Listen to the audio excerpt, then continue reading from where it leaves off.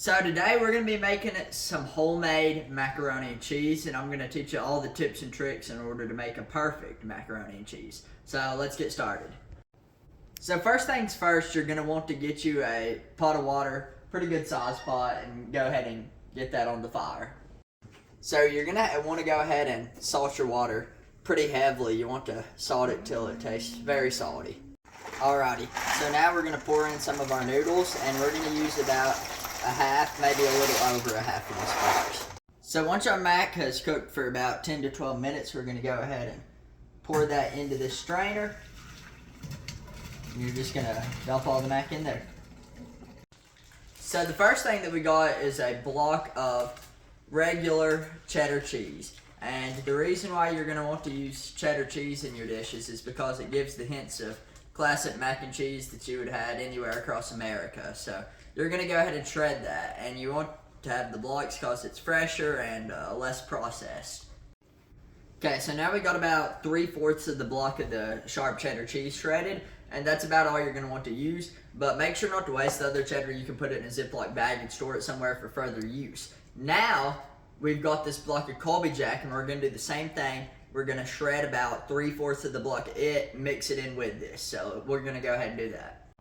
So as we're shredding this Monterey Jack cheese, the reason why we choose to do this cheese is because it still gives you your classic American cheeses and your hints of flavors that you're very familiar with, but it also adds some diversity to the flavors.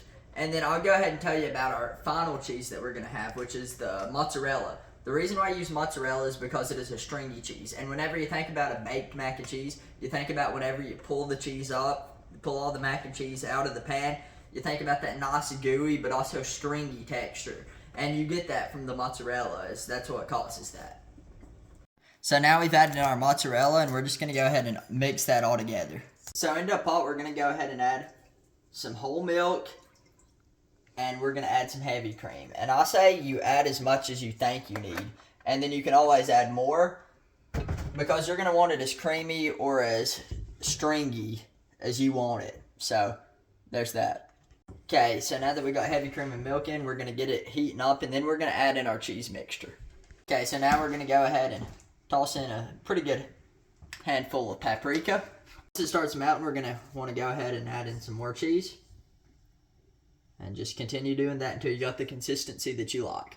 So as it starts melting, you can see the stringiness, and that's what you're getting from the mozzarella. That's what I was talking about earlier. Okay, so we're going to go ahead and toss our noodles into the pan. Next up, we're going to pour some of this cheese sauce over top into our macaroni. Now we got our cheese sauce, and we're going to go ahead and flatten some of these noodles on top. And then finally, it's the Parmesan cheese that's going to top it. Okay, so now that we got our oven on broil high, we're going to go ahead and put the mac and cheese in. So, as you notice, whenever we bake it, it gets these little charred bits on the top, and that's actually going to add a whole lot of texture whenever you're eating, and you can tell it's very crispy. So, let's go ahead and get us a big spoonful of it.